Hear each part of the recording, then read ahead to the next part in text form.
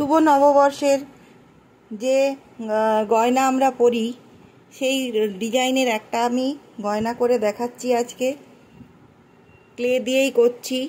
এটা শুধু নববর্ষ বলেই নয়, এমনি যে কোনো অনুষ্ঠানে আমরা পরতে পারি সেই রকম ধরনের ডিজাইন আমরা করে দেখাচ্ছি। এটা দেখো, এটা আমরা পাতার আকারে যদিও কেটে নিয়েছি, হ্যাঁ, এর উপরে আমরা কলসি বলো, মঙ্গল ঘট বলো, সব রকম বসিয়ে আমরা কাজটা করতে পারি।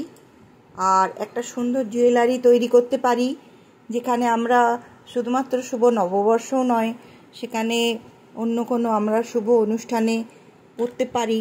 সেই রকম ধরনেরই আজকে একটা আমি জুয়েলারি দেখাচ্ছি। তো আমার সাথে থেকো, পাশে থেকো। জুয়েলারিটা কেমন হয়েছে অবশ্যই জানিও। উত্তিজ ক্রিয়েশনের পক্ষ থেকে সবাইকে আমি স্বাগত জানাচ্ছি আমার চ্যানেলে। যদি এই চ্যানেলে নতুন হয়ে থাকো তাহলে এই চ্যানেলটি অবশ্যই সাবস্ক্রাইব করে রেখো।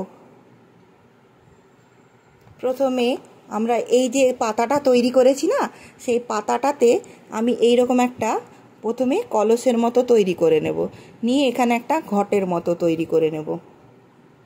দেখো, এখানে কলসিটা আমি আস্তে আস্তে এইভাবে সরু দিকটা রেখে এইভাবে আমি গোল করে নেওয়ার চেষ্টা করছি।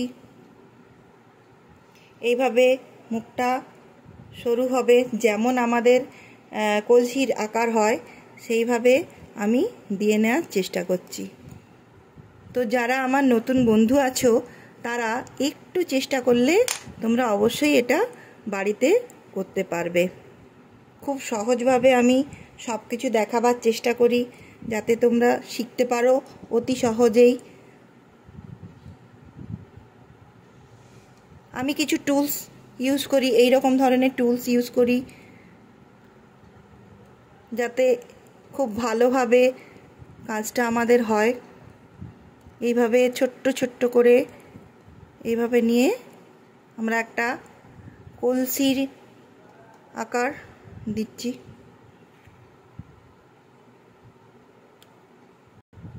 তো হাঁড়ি বলো, কলসি বলো, এইগুলো এটা আমি মোটামুটি এইভাবে করেছি।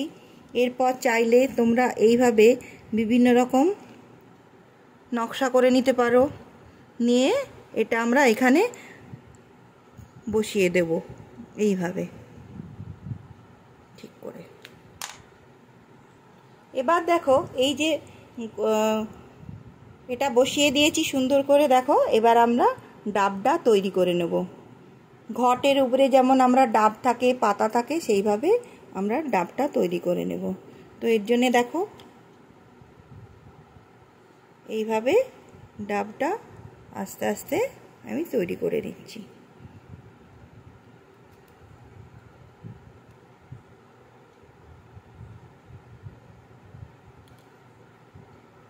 এইভাবে মাথাটা একটু গোলাকার রেখে এইভাবে করে নিতে পারো।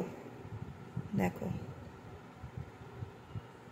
অবশ্যই এটা বুঝে করতে হবে, কেননা যতটা আমাদের ঘটের মাপ আছে না, এইভাবে মাপটা দেখে নিতে হবে ফার্স্টে, দেখে এর সাইজ অনুযায়ী এটা করতে হবে।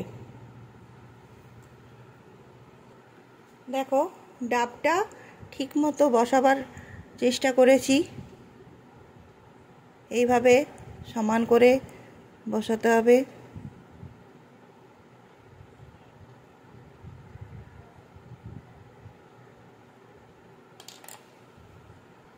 এবারে করে নিচ্ছি ডাবের উপরে যে শীষ থাকে না, এরকম দুটো করে নিলাম, নিয়ে সুন্দর করে এইভাবে আটকে দিতে হবে।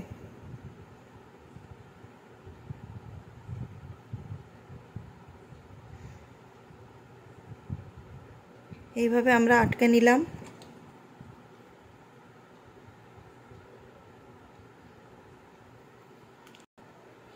চাইলে এই যে ঘটের গায়ে কিছু সুন্দর করে তোমরা এই যে পেনের যে খালি রিফিল আছে সেটা দিয়ে তোমরা ডিজাইন করে নিতে পারো এইভাবে জাস্ট।